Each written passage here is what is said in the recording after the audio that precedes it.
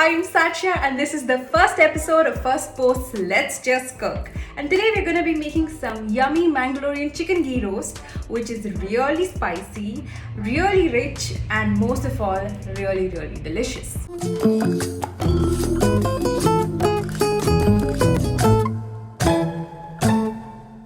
The story of the ghee roast dates back to about 50 years ago. It was invented in the city of Kundapur, which is quite close to Udupi in Karnataka. It was this restaurant called Shetty Lunch Home which invented this iconic dish. And anyone who's had ghee roast will tell you that it's such a unique flavor and it's something that will stay with you for a long time because it really is an experience. So we're going to start off with brining the chicken. Brining the chicken basically means immersing the meat in a salt and water solution. And this is to make sure that the meat stays juicy and moist even when you're cooking it for a long period of time. Now I'm going to get on to the spice mix and the masala paste, which is the most important part of this dish. The main component of this masala paste is the Byadgi chili. Byadgi chilies are like Kashmiri chilies, but they are less spicier and they also give out a more vibrant color to the dish. They are named after the Byadgi town in Karnataka. Fun fact that most of Byadgi chili is actually used to prepare nail polish and lipsticks because it contains a compound called oleoresin, which is used in the preparation of nail polish and lipsticks. So I'm soaking the Byadgi chilies in warm water for about 15 minutes. Now I get to roasting my spices. I roast some coriander seeds, some jeera or cumin seeds, some fennel or saunf seeds, some methi or fenugreek, and some peppercorns.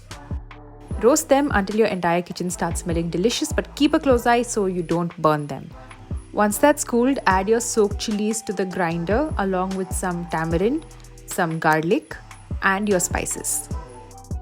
When you first blend it, it's going to become quite a rough paste, so add a little bit of water and keep blending it until it becomes a fine, smooth paste. So we've got a really nice paste here. It's nice and thick and look at the color is so good, and this is why Byadgi chili is used in this dish, is because it gives it this really nice red color without it being extremely spicy.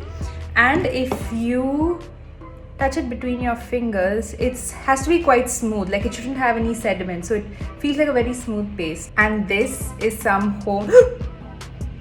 homemade ghee. It smells so good. I cannot afford to spill any, but it fell into the masala, so it's a save on my end. Do not skimp on the ghee because there's a reason why it's called ghee roast, right? You need the ghee to give you that richness that sort of cuts through that spiciness, and the ghee and the chili is like super. So use the ghee. It's okay once in a while you can have some ghee, it's fine, but don't skimp on it. It's very important. Take a pan and melt some ghee in it. When that's hot, add your chicken to it and fry until the chicken's about 3/4 cooked.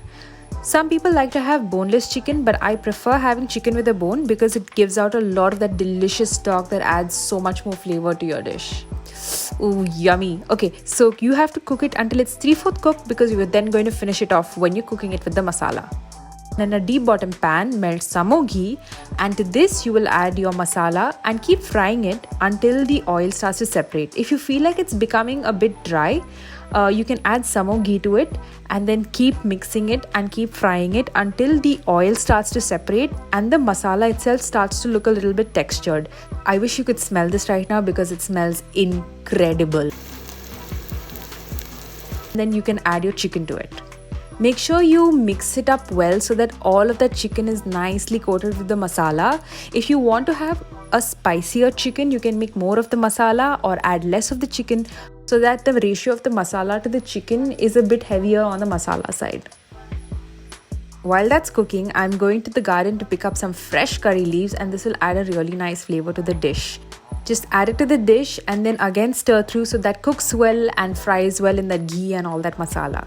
When it's nearly done, sprinkle some crushed jaggery and also add some salt to taste. Both of these things will help balance out the flavors of the dish really well. I'm finishing it with some cashews. Now, cashews aren't traditionally used in ghee roast, but a lot of restaurants in Mangalore use it. So I just wanted to give it that full restaurant effect, and that's why I added it. Look at that. Ooh, yummy! We're done with the ghee roast. It smells amazing. But now it's time to plate up. Once again, I ventured out into the garden, this time to get some banana leaves. So banana leaf not only imparts this really nice flavor to the dish, but it also keeps the ghee masala from staining any of your vessels, especially if they are white. Make sure you wash it and dry it before you use it. So you're all set. Top it off with your cooked chicken ghee roast masala. Garnish it with some curry leaves and some limes.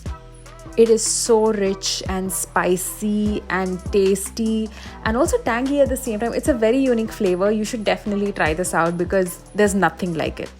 So there you have it, chicken ghee roast. The recipe was fairly simple, but the flavors are so good and so complex. Totally worth it for a nice, relaxed Sunday afternoon with some neer dosa and some lime soda. Okay, I'm going to go and have lunch now. I hope you make this soon and that you find it easy.